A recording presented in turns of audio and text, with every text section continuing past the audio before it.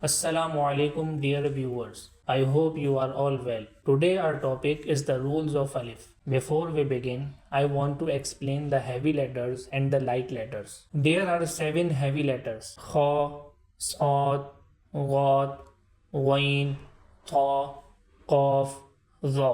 Easy way to remember these heavy letters: Khussa, Ghagutin, Qidh. These letters are called mufakham or mustaliya letters. The remaining letters are light letters and they are called murakkak or mustafila letters. There are 3 letters that are pronounced sometimes heavily and sometimes lightly. Those 3 letters are the lam of the word Allah, Alif and Ra.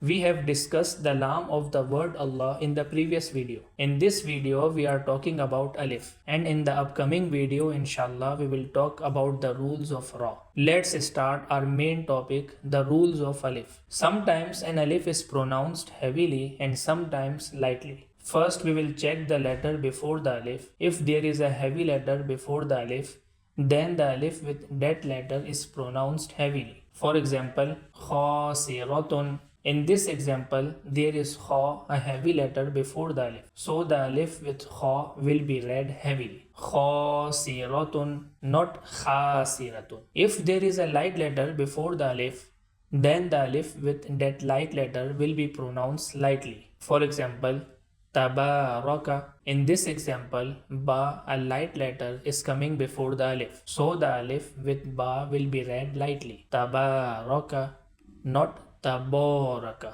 I hope you have understood this rule. Assalamu alaikum.